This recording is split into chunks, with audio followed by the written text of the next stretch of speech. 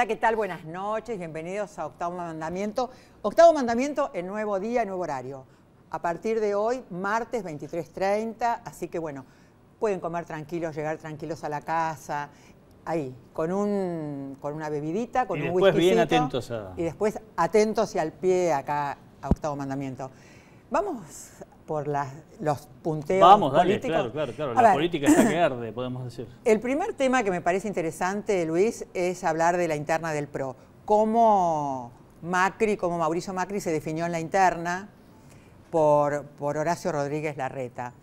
A ver, ¿qué significa esto?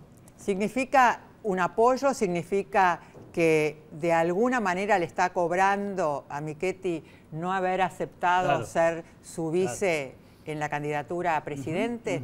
A ver, ¿y qué significa después de las PASO? ¿Qué pasa después de las PASO si gana Michetti? ¿Queda debilitado Mauricio Macri?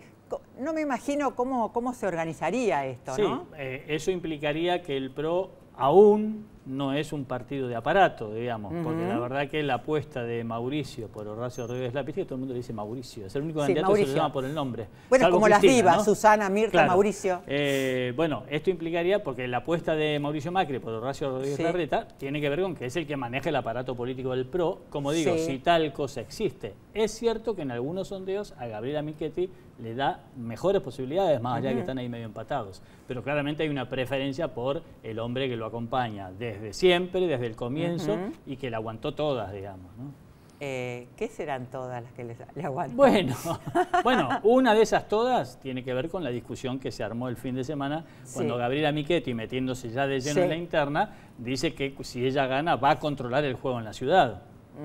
Coma o paréntesis, o sea, no como ahora que no se lo controla, o que se hace una alianza con Cristóbal López, el dueño del juego en la ciudad, digamos, ¿no?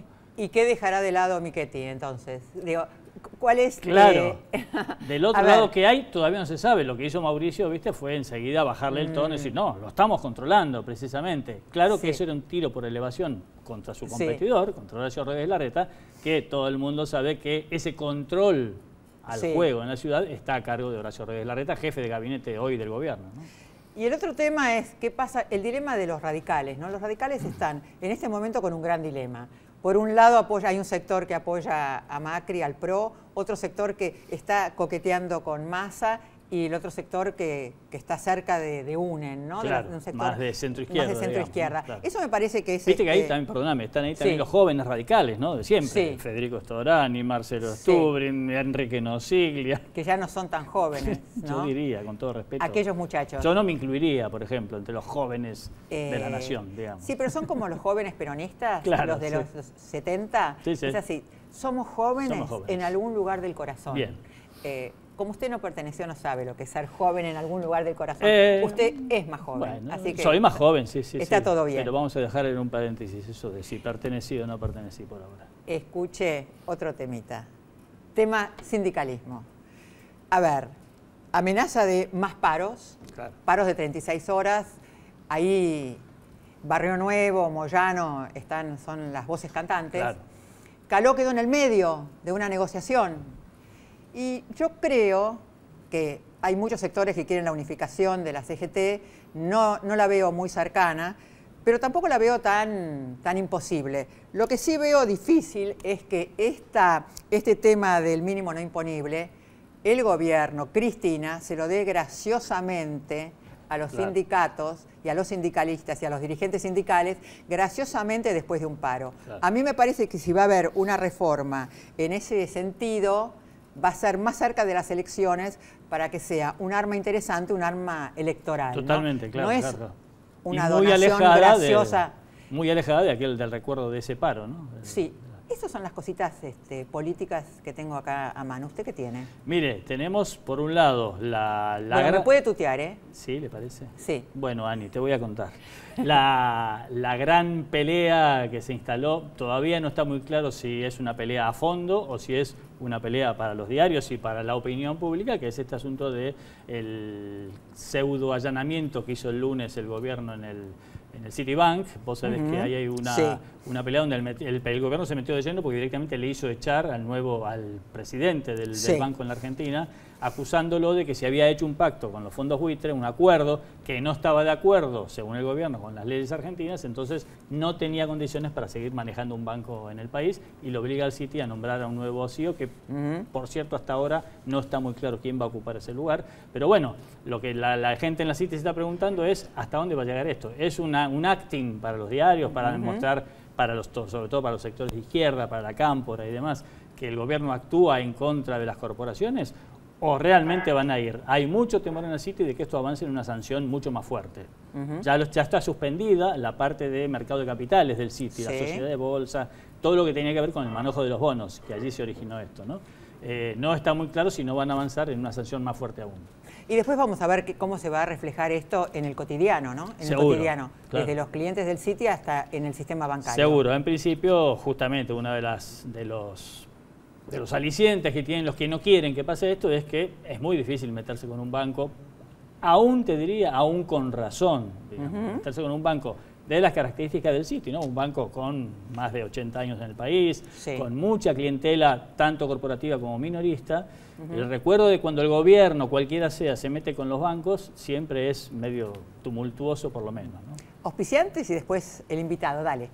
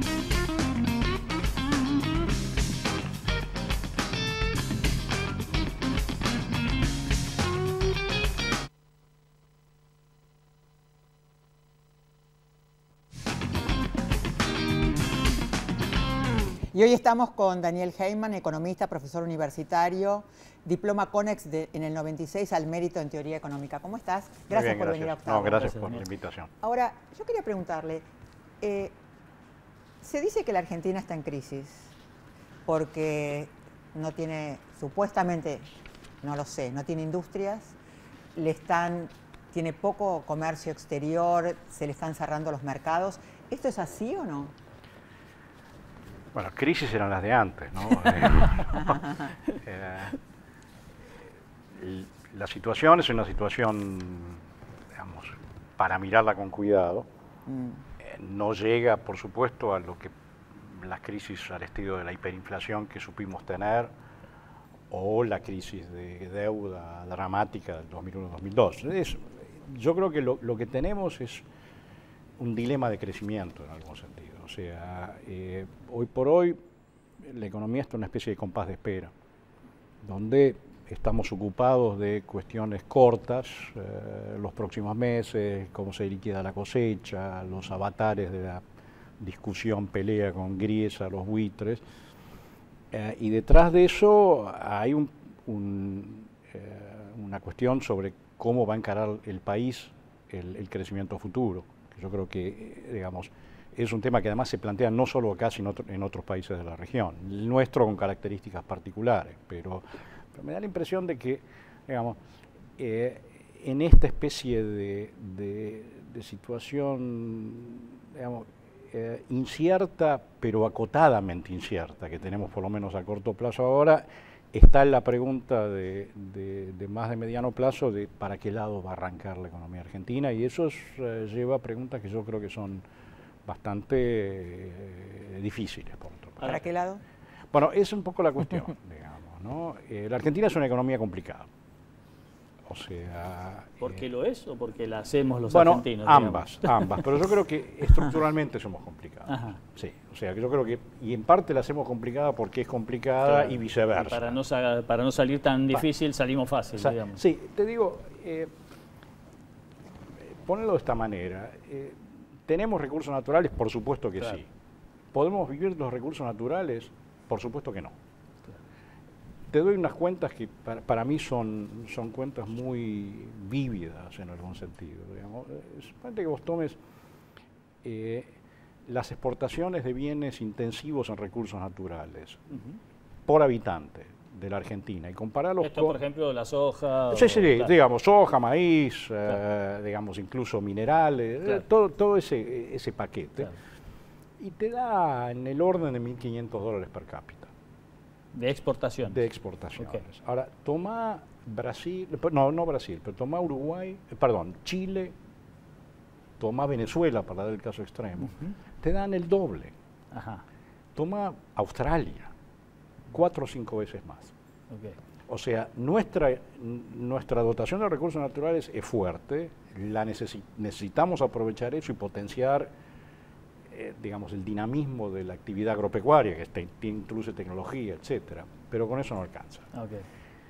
Toma los servicios sofisticados, que es una avenida posible de crecimiento y que en algún momento, digamos, mostró potencial. Software, servicios audiovisuales, creatividad, digamos, genéricamente, muy importante. Ahora, ¿te da la macroeconomía? ¿Te da el volumen de recursos como para hacer una economía? No. No se puede vivir solo de eso tampoco. Tampoco, digamos. Ni sumado. Y si lo pensás en términos geográficos, digamos, una imagen para mí es, lo pensás en términos geográficos, vos tenés la pampa húmeda, que es un gran potencial, tenés, si vos querés, esto que ustedes tienen alrededor de tecnología, digamos, creatividad, etcétera. Y en el medio tenés los conurbanos. Y eso es la Argentina que tenés. No hay manera de solucionar el problema de los conurbanos, exacto, como llamamos, al desempleo, la pobreza. El desempleo, la pobreza, y para eso necesitas una estructura económica que dé cabida a esa gente también, ¿me entendés? Ahora, eso es lo complicado. Lo complicado es que no vas a tener todo junto. O sea, que digamos, la generación de exportaciones, la generación de tecnología y la generación de empleo probablemente tengan que venir de actividades distintas. Ahora, este es un gobierno que ha incentivado el consumo interno, que ha elevado los salarios y que ha hecho del consumo interno una de sus banderas importantes. ¿Y eso alcanza, es bueno o malo? Mira, la cosa es, en algún sentido se cae de madura. Suponete una economía en depresión, una economía deprimida como fue la Argentina en el 2002. Si uno lo piensa, la Argentina en el 2002 llegó a tener $3.000 per cápita. Nada, mucho menos de lo que podemos tener y un nivel de gasto realmente deprimido. En una economía así tenías recursos pero no tenías demanda. ¿Qué es lo que le pasa a algunos países de Europa?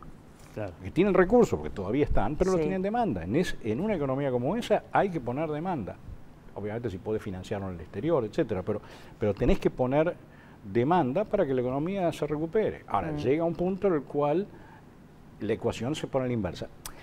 En algunos momentos, en algunas condiciones, consumo e inversión son complementarias.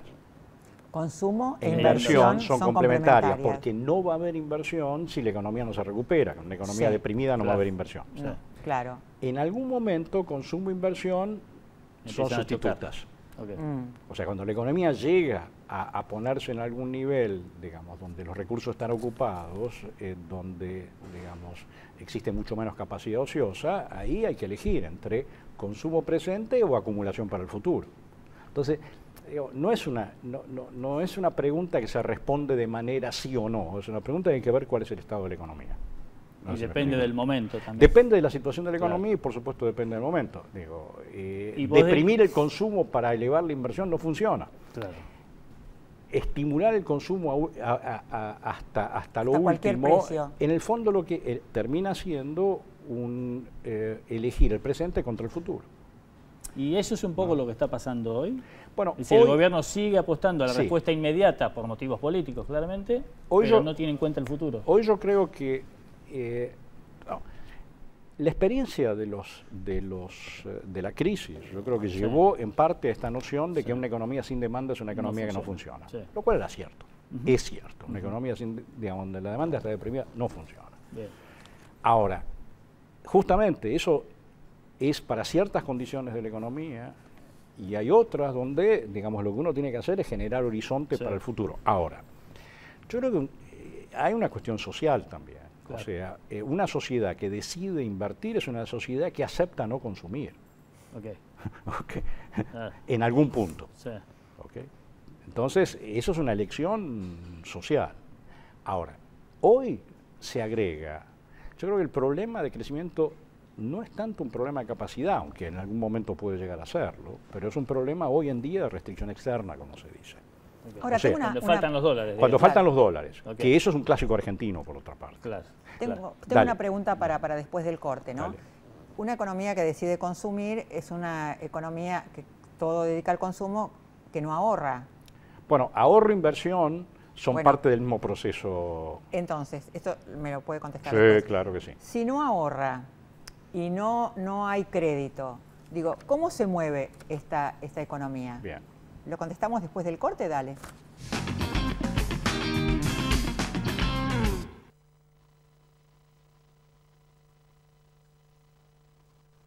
Banco Comafi. Si te va bien, nos va bien. Cuidar el medio ambiente y contribuir a resolver los problemas de las comunidades en las que operamos son los pilares de nuestra política de responsabilidad social empresaria. Cresud, nuestro valor es la tierra. Ya están llegando las nuevas estaciones automáticas de Ecobici, abiertas todo el año, las 24 horas del día y totalmente gratis. Encontrá más información en buenosaires.gov.ar/Ecobici. Buenos Aires Ciudad. En todo estás vos.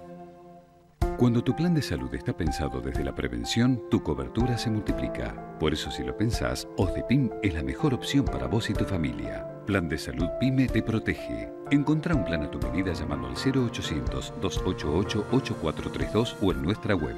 OSDEPIM, la obra social empresaria. ExxonMobil, líder en tecnología para la operación segura y eficiente de recursos no convencionales de gas y petróleo, está contribuyendo con el progreso del país desde sus operaciones en la provincia de Neuquén. Ayudamos a producir más alimentos con menos recursos para un mundo en crecimiento. Descubrí quiénes somos realmente. Ingresá a Descubrí Monsanto y sé parte de la conversación.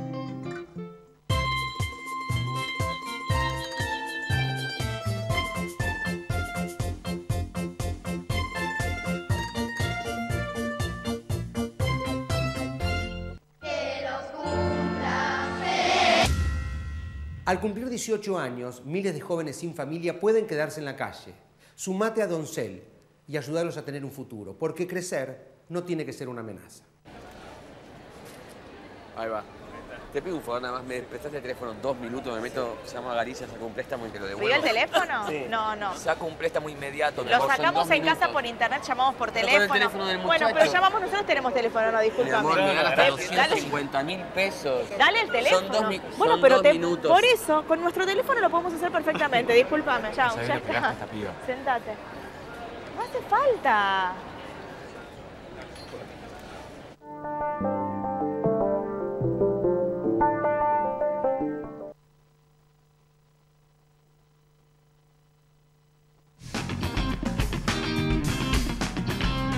Acá estamos con Daniel Heyman tratando de ver cómo va la economía y cómo estamos. Yo le había preguntado antes, no sé si tutear o no tutear, Sí, hoy estoy en un favor. dilema. A ver, en un país que no ahorra, con ciudadanos que no ahorran, ¿qué función y no hay crédito? ¿Cómo salimos de ese, ¿no? De ¿Dónde ese, está el límite del consumo? sí, ¿No? Si uno mira los números, los números hay que tomarlos con una cierta cautela en Argentina, pero más o menos, digamos, ¿no? No es que tengamos una tasa de ahorro inusualmente baja en el mundo, digamos. La Argentina ahorra alrededor del 20% del producto, en última instancia. Ahora, también es interesante, porque, digamos, ustedes se acuerdan de la discusión tasa China. Claro. Sí. China ahorra, no sé, 45% del producto e invierte 40% del producto. O sea, esos son magnitudes fantásticamente grandes. Nosotros, 20%. O sea, ¿cuánto podemos pensar en crecimiento? Y lo que te da 20% de ahorro, que no es que sea miserablemente poco, pero no es enormemente grande. Ahora, hay un sacrificio en ahorrar. Claro. Hay un sacrificio en ahorrar, no cabe la menor duda, porque el ahorro, y de vuelta, y después está el problema, que es un problema típico en macroeconomía, que es transformar el ahorro en inversión. ¿Okay? O sea, la cuestión del financiamiento es muy importante. Entonces, a la Argentina le ha faltado financiamiento, le ha faltado estructura financiera, especialmente por la inestabilidad macroeconómica, digamos, y una de las manifestaciones de eso, que ha sido muy problemática, es que, digamos, fíjense, cuando nosotros tuvimos alguna, digamos, expansión financiera, no fue usando el peso, fue usando el dólar como medida. Que esto es los 90, ¿verdad? Claro, y eso es un problema, pero no es un problema, digamos, de imagen, es un problema económico, porque quien debe en dólares, para devolver, tiene que generar dólares. Pero acá estamos en Argentina, o sea que, por ejemplo, si los precios de las commodities van o vienen y la capacidad de gasto de la economía en dólares es mayor o menor. O sea, nosotros no podemos, en la Argentina, por no somos Estados Unidos, la estabilidad del ingreso en dólares no está garantizada. Entonces, tener el dólar como unidad de denominación de contrato es un problema. Ahora, para tener a una unidad propia, y hay que tener una cierta estabilidad. Eso es parte del escenario y parte de los requisitos económicos del crecimiento. Vos antes mencionabas la restricción externa, ¿no? La restricción externa por un lado, pero además que no tenemos un problema urgente ni crítico, pero tenemos un problema de mediano plazo. Bueno, digamos. uno de los indicadores que para mí es, digamos, no está tanto en la visión cotidiana, pero yo creo que es, si uno mira el volumen de exportaciones, o sea, las exportaciones, pero corrigiendo por la variación de precios internacionales que han oscilado, que fueron muy altos, que ahora están un poco más bajos. Ese volumen de exportaciones no crece desde hace 7 años, desde el 2007 más o menos. O sea, tuvimos un aumento del valor de las exportaciones hasta 2011 aproximadamente por precios. Sí, no por volumen. No por volúmenes. Entonces, ahora, las importaciones hay que financiarlas de alguna manera. Y el nivel de actividad, y especialmente el nivel de inversión, depende de la capacidad para importar. Porque muchas de las, si uno habla de bienes de capital, hay muchos importados. Claro. ¿Okay? Entonces, el financiamiento en dólares de las necesidades de importación es un problema crítico, y además siempre fue un problema crítico en Argentina. Bien. Como uno ahora no puede confiar en el aumento de precios, eso es parte de un contexto internacional que aparentemente ya no vuelve. Que ya fue. Que ya fue. Y regenerar el dinamismo de las exportaciones es importante. Una pequeña nota a pie de página.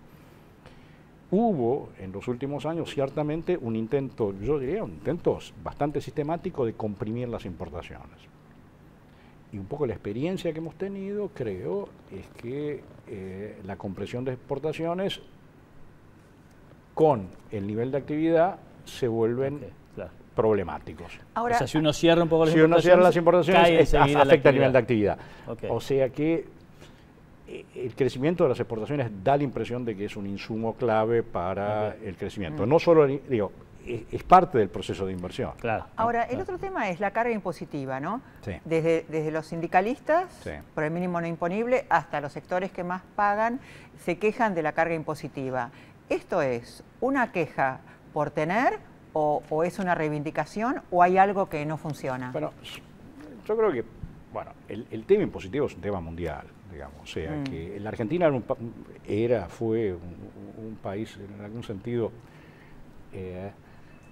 curioso, porque el impuesto a las ganancias no formaba parte de la discusión pública. Digamos, ¿no? Hoy sí, claro. Hoy sí. Ahora, si uno ve el impuesto a las ganancias, en algún sentido la lógica es un impuesto que se aplica sobre los grupos de ingresos relativamente más altos, es cierta. Por otro lado, si uno ve la forma en la cual está configurada el impuesto, es muy, digamos, no hay una transición gradual entre no pagar y pagar un poco más, un poco más, un poco más. Lo que hay es una especie de gran salto. Claro. El que empieza a pagar, paga mucho. Y eso es un problema de diseño, dicho mal y pronto. ¿Es mucho? ¿O la gente se queja porque... de lleno, diría mi madre. Claro, de lleno. ¿Es mucho? Si uno lo toma a nivel internacional, diría las tasas impositivas, justamente a niveles de ingresos medio altos. Sí. Me parece, yo no tengo hecho un estudio de eso, pero me da la impresión de que justamente el paso de no pagar a pagar una cantidad apreciable es internacionalmente curioso, digamos. Yo creo que eso no se da. No es común, claro. No, normalmente es una cosa más gradual, digamos, claro, que pasa de no pagar a una alícuota pequeña que va creciendo gradualmente, claro, a medida que aumentan los ingresos, ¿no? ¿Tenemos una última pregunta antes de terminar? ¿Qué estás viendo para, digamos, lo primero que va el tipo que llegue, o la mujer, porque no sabemos todavía si no va a haber una candidata mujer, cuando se siente en Balcarce 50 el 11 de diciembre, diga, bueno, a ver, dos cositas. Dos cositas. La primera cosa, obviamente va a tener que depender del contexto de aquel momento, porque faltan unos cuantos meses, digamos, claro, ¿no?